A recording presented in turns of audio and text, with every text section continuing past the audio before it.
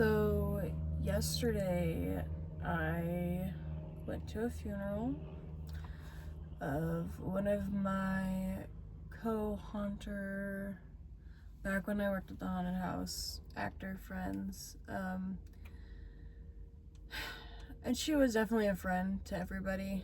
I don't feel like I was that good of a friend because after I quit haunt acting on a pretty bad note.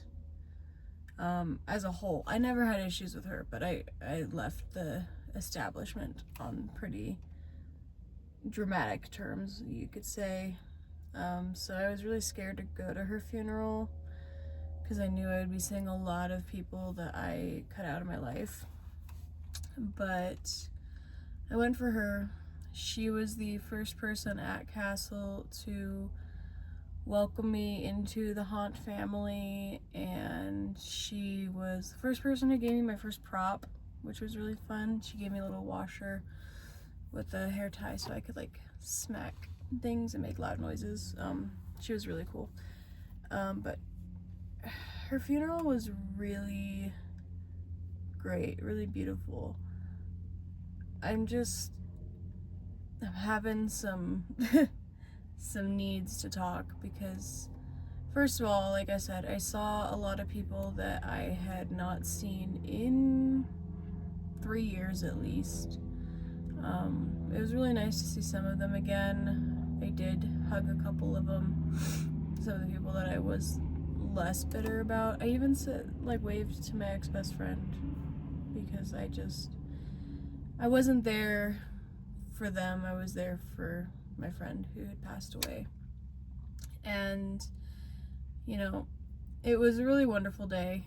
It rained and rained and rained so much so that there was like flooding in the parking lot. And my friend was very involved in like the kink communities and stuff, and so a lot of people were like, just like her to make us all wet and flustered one more time. And I thought that was really cute. My brother actually had sent me a picture he took in the backyard, and there was a rainbow.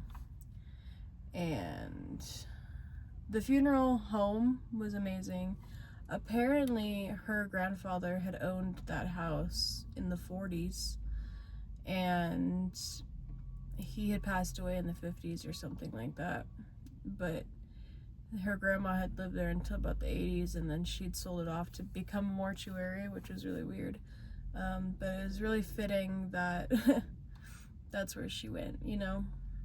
Thank God she wasn't getting buried though, because her whole grave would have been flooded. But I kid you not, the water was up to my knees. There was a couple people who was kind of like escorting people out to their cars so that we wouldn't like step in the really deep spots. But yeah, it was great. One thing I loved about her is she genuinely touched so many different communities, and there were so many people there for her. It was a packed room. I think all in all there was about 170 people who went, which is a lot for a funeral. That's like 3 times the size of my wedding guest count. But it was really nice. It's really weird. Hearing her last moments from one of her partners was definitely really sad to me, but she went out fighting, as she always does. She had a really rare cancer, bone cancer. It had started in her pelvis, and then it spread to like her sacrum, the other side of her pelvis, her femurs, her lungs, her skull. It was just everywhere. They didn't catch it in time. And I do feel bad that I, again, had left that group of people on such terms that I did, because I wasn't there for her at all during this diagnosis and cancer stage. And at that point I did feel a little guilty going, but I still loved her. She still was one of the brightest parts of working in the haunted house that I worked at. And she was just beautiful and weird in a great way. she always had bright green hair with dreadlocks, and she had golden eyes, and the skylights in the freaking mortuary were green and gold, which I thought was so amazing. But her presence was definitely felt in the room. You know, every time someone would say something about her, there would be thunder, which was really cool. And yeah, like I said, it was nice to see some people again. You know, I don't think that, I don't know, I lost my train of thought on that one. It went a lot longer than I planned on it going, though, and then, yeah, when I went to leave, I had realized my car was half buried in water. Luckily, I was still able to wade through the knee-high water and get out, but, yeah. I'm glad that I went. I really debated not going, just because I didn't feel like I belonged there, but I knew it was public, and they just wanted as many people as she had touched in her life to be there, and I fit that criteria, so it was definitely nice.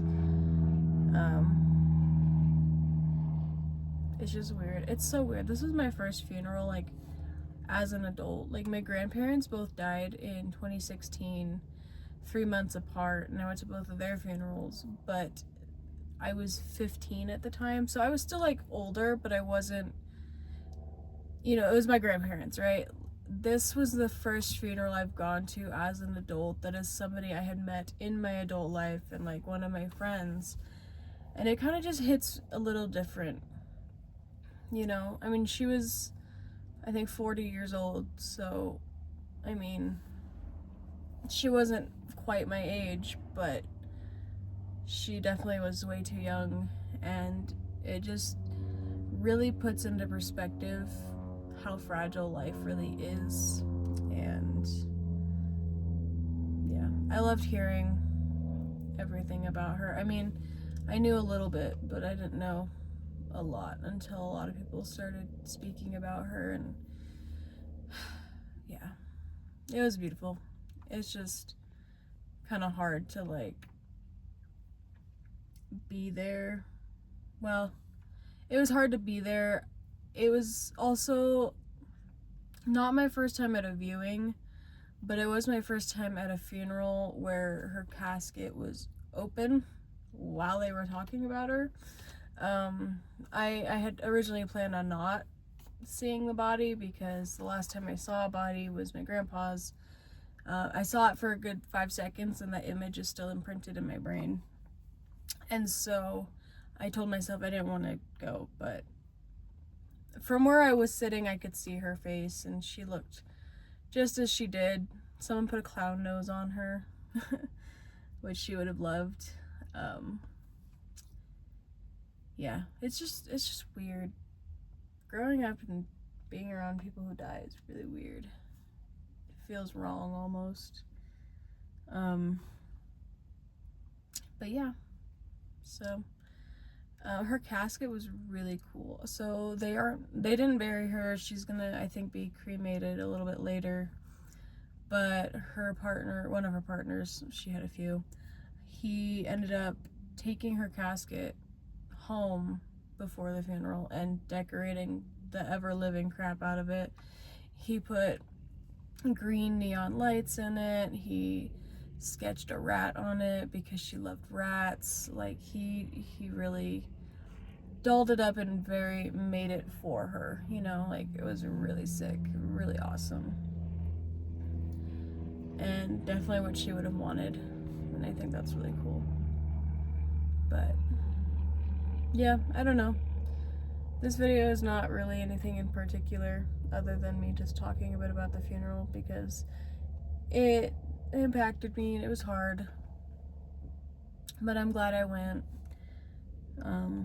Definitely provided some closure, not just with my friend who passed, but with a lot of the people that I, you know, don't talk to anymore.